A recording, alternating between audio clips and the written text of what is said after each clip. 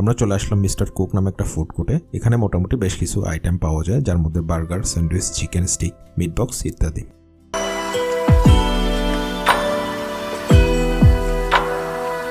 আজকে দাদার জন্মদিন, তাই আমরা তাড়াহুড়া করে বের হচ্ছিলাম। বার্থডেতে দাদার ট্রিট দিবে। রিসেন্টলি বান্দরবানে একটা ফুড কোর্ট চালু হয়েছে, আজকে ট্রিটটা সেখানেই হবে। আমরা চলে আসলাম মিস্টার কুক নামে একটা ফুড কোর্টে। এখানে মোটামুটি বেশ কিছু আইটেম পাওয়া যায়, যার মধ্যে burger, sandwich, chicken stick, meat box ইত্যাদি। খাবারের প্রাইস টেন্স ভালোই, 50 থেকে 150 টাকার মধ্যে হয়ে যায়, যা মোটামুটি অ্যাফোর্ডেবল। ঢাকা চট্টগ্রামের এই ধরনের বিজনেস খুব বেশি হ্যাপি থাকলেও বান্দরবানের ক্ষেত্রে এটাই ফার্স্ট। এখানে অর্ডার করলে মোটামুটি 15 থেকে 20 মিনিট ওয়েট করতে হয়। আমরা কয়েকটা আইটেম অর্ডার দিয়ে ওয়েট করার ফাঁকে আড্ডা দিচ্ছিলাম।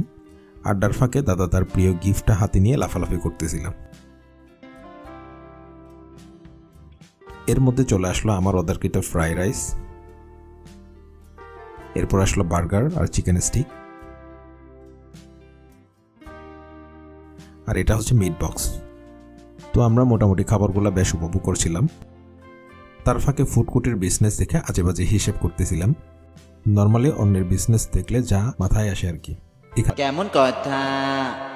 এখানে আমরা প্রায় ঘন্টাখানেক ছিলাম। এই ঘন্টাখানেকের মধ্যে ওনারা প্রায় 50 জনকে সার্ভ করতেছিল। জন প্রতি অ্যাভারেজ 70 টাকাও যদি সেল করে, তাহলে ওনারা ঘন্টায় প্রায় সেল করলো 3500 টাকা। তার মানে উনি 5 ঘন্টায় প্রায় 17,000 টাকা মতো বিজনেস করছে।